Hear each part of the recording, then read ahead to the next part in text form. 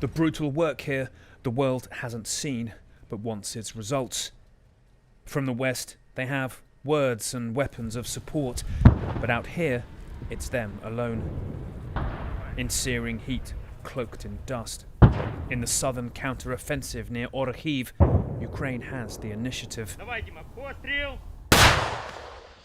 Yet, they have to shoot their way forwards, round by round.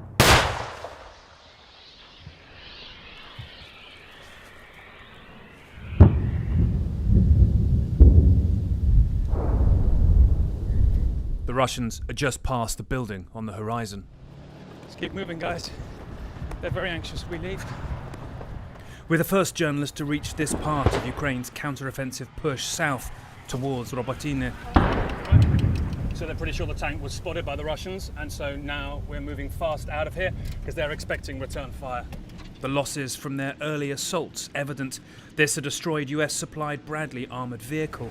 In this thick dust, these tankers moving forwards to fire at Russian positions, which they say are beginning to look in peril as Ukraine's southern counter-offensive pushes forwards. The 15th National Guard have lost many friends here, but also gained ground. It has been incredibly tough, but some faces we saw over the past week have brightened. Robotyne has got closer. Some of the assessment of their fight and the tools given towards it grates here. They're being expected to do things no NATO army would attempt with equipment they'd scoff at. The Humvee we travel in, with tyres so threadbare, no American soldier would be expected to drive it. They have no time for armchair assessments that they're failing. Вони помиляються. У нас є успіхи, але все залежить від того, як вони закріпилися. Перше, це недооцінення противника.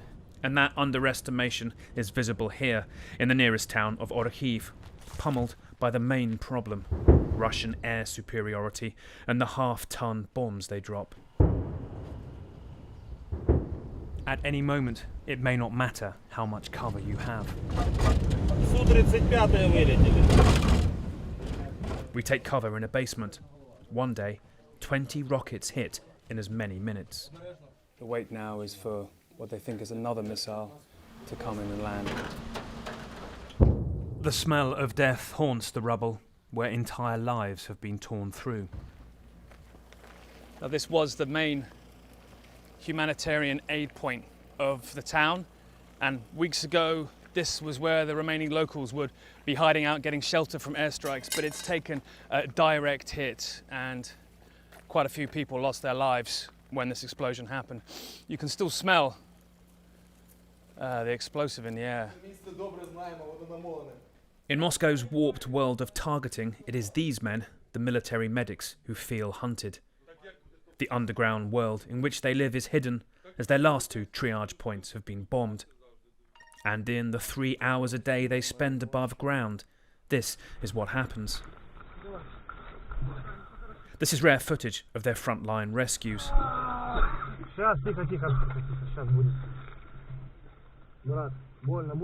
The painkillers, clearly not enough.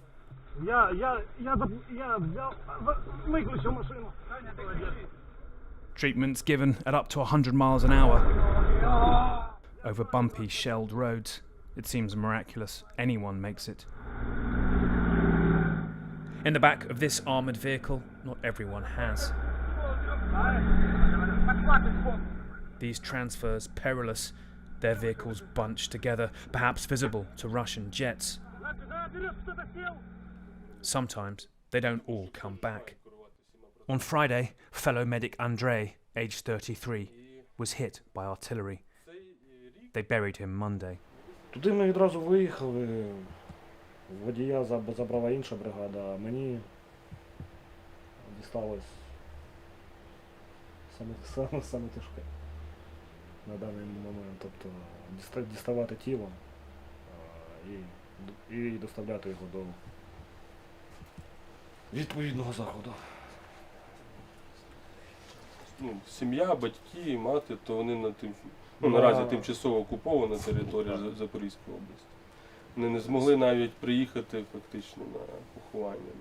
Down here, death is far too close, and they seem to shut it out. Коли як? Якщо десь, я не знаю, напевно, далі 100 метрів, то вже не звертаємо увагу. Якщо десь рядом, то тоді у нас просто історичний сміх.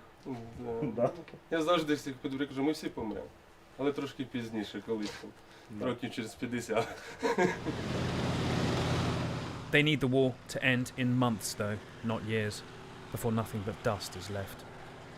Nick Payton-Walsh, CNN, Orikhiv, Ukraine.